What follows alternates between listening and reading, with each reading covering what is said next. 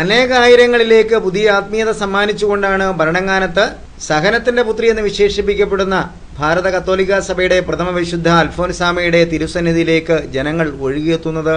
ഇരവും പകലും ഇടമുറിയാത്ത പ്രാർത്ഥനകളിൽ നിറഞ്ഞാണ് തീർത്ഥാടന കേന്ദ്രം ശനിയാഴ്ചയും ഞായറാഴ്ചയും നിലകൊള്ളുക എന്നുള്ളത് ഇത്തവണത്തെ തിരുനാൾ ആഘോഷങ്ങളുടെ വേറിട്ട ഒരു പ്രത്യേകതയാണ്. അൽഫോൻസാമയുടെ ജീവിതത്തിന് സാക്ഷ്യം വഹിക്കാൻ ഭാഗ്യം ലഭിച്ച മണ്ണ് ശനിയാഴ്ചയും ഞായറാഴ്ചയും ഇടമുറിയാത്ത ഒരു പ്രാർത്ഥനാ ചൈതന്യത്തിലൂടെ കടന്നുപോകും.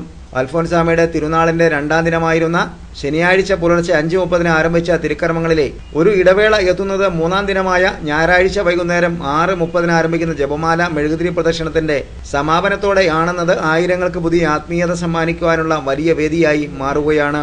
രണ്ടാം ദിനമായിരുന്ന ശനിയാഴ്ച പുലർച്ചെ 5:30 Kottayam Paurastya Vidyapeetham professor reverend doctor Dominic വെച്ചൂരിന്റെ കുർബാനയോടെയാണ് തീർത്ഥാടന കേന്ദ്രം പ്രാർത്ഥനാനിർഭരമായ പ്രഭാതത്തിലേക്ക് ഉണർന്നത്. തുടർന്ന് Pala Santhwana counselling centre director father Matthew Panthalanickal, Palakkad രൂപത വികാരി general father Joseph Chittilappilly, Kollam രൂപത ബിഷപ്പ് ഡോക്ടർ സ്റ്റാൻലി റോമൻ, തീർത്ഥാടന കേന്ദ്രം ഡയറക്ടർ റവറൻ ഡോക്ടർ ജോസഫ് തടത്തിൽ, ഭരണങ്ങാനം പോറാന വികാരി ഫാദർ ജോസ് അഞ്ചേരിൽ, അസിസ്റ്റന്റ് ഡയറക്ടർമാരായ father Thomas Kalachirayil, father Joseph Maniyanchira, spiritual ഡയറക്ടർമാരായ father Michael Narikkattu, father Thomas Kalathipullattu, father Matthew Munduvaliyil, father Matthew Thekkemadam തുടങ്ങിയവരുടെ കാർമ്മികത്വത്തിലാണ് വിശുദ്ധ കുർബാനയും മറ്റു തിരുക്കർമ്മങ്ങളും നടന്നത്. വൈകുന്നേരം അടുക്കംപള്ളി വികാരി ഫാദർ ജോസഫ് കാപ്പിലിന്റെ കാർമ്മികത്വത്തിൽ ആഘോഷമായ റംഷ നടന്നു. Pala Caritas director father George കക്കാട്ടിലിന്റെ കാർമ്മികത്വത്തിലായിരുന്നു ജപമാല മെഴുകുതിരി പ്രദർശനം. പാലാ രൂപത ഇവാഞ്ചലൈസേഷന്റെ നേതൃത്വത്തിൽ രാത്രി ആരംഭിച്ച മുഴുരാത്രി ആരാധനയ്ക്ക് ഫാദർ വിൻസെന്റ് മൂങ്ങാമാക്കൽ നേതൃത്വം നൽകി.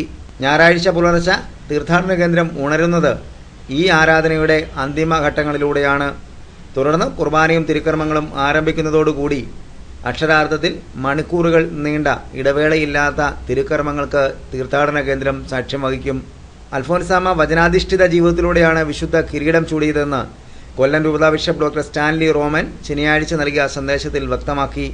തിരുവചനം ശ്രവിക്കുകയും അത് ജീവിതത്തിൽ പകർത്തുകയും ചെയ്യണം. വചനാധിഷ്ഠിത ജീവിതം സമ്മാനിക്കുന്ന ചൈതന്യം വിശുദ്ധ അൽഫോൻസാമയിൽ ലോകത്തിന് കാണുവാൻ കഴിയും.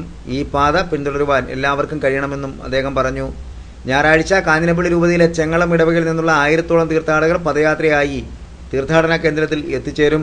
ഞായറാഴ്ച മാർ ഡൊമിനിക് കോക്കാട്ട്, മാർ ജെയിംസ് പഴയാറിൽ എന്നിവർ വിശുദ്ധ കുർബാന അർപ്പിക്കാനായി വിശുദ്ധയുടെ തിരുസന്നിധിയിൽ എത്തിച്ചേരും.